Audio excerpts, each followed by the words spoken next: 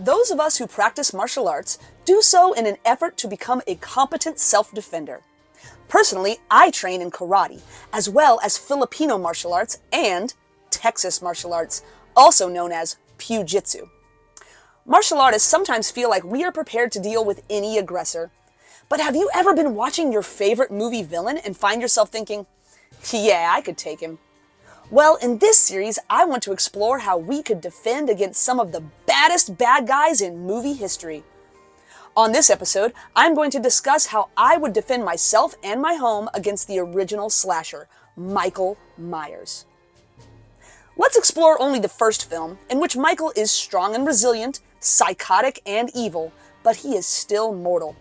In later sequels, he is more supernatural, and we can tackle that another time. Michael Myers is strong, cunning, evil, and almost unstoppable. However, with planning and preparation, you might just be able to defend yourself. What we're not going to do is make all the same mistakes that we see in the movies. Running away, spraining an ankle, and falling down. No way. My basic philosophy in self-defense is the person that controls the distance controls the fight.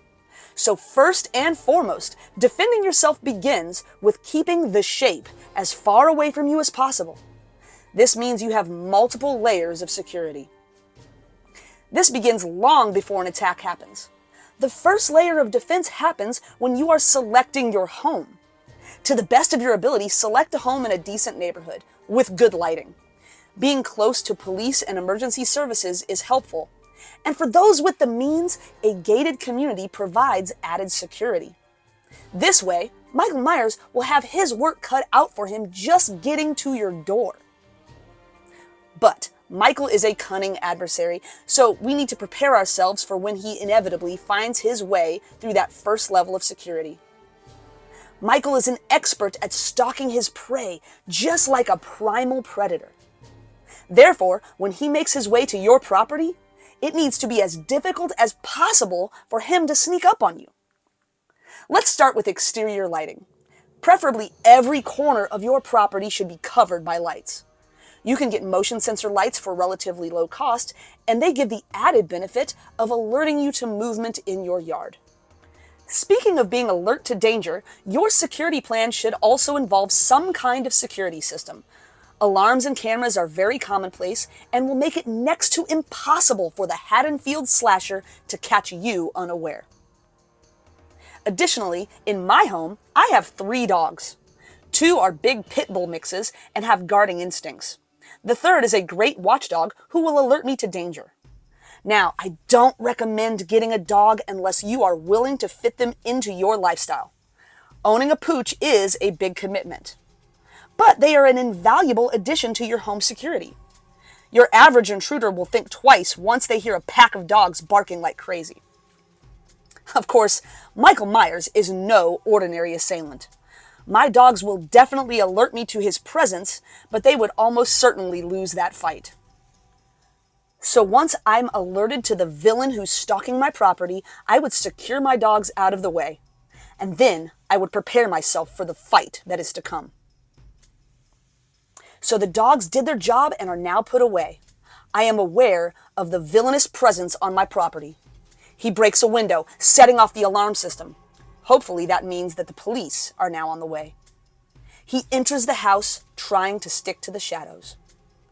Now, I am a black belt in karate, and I have lots of training.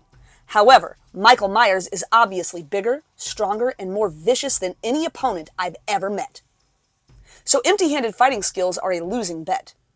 It's still good to know how to handle yourself without a weapon, but to have the mindset of a successful self-defender, weapons training is a must. Filipino martial arts have trained me to use a blade, which is helpful. FMA specializes in weaponry including sticks, knives, machetes, swords, and spears. Blade against blade seems like a fair fight. However, I'm still smaller and weaker than Michael. Blades are better than nothing, but if bladed weapons are the only option, I want something with a little more reach. A machete or a sword would even the odds a bit. Maybe a spear. Now it sounds like a fair fight. However, when facing one of cinema's most evil villains, I don't want to fight fair. So for me, I'm reaching for my... oh gosh.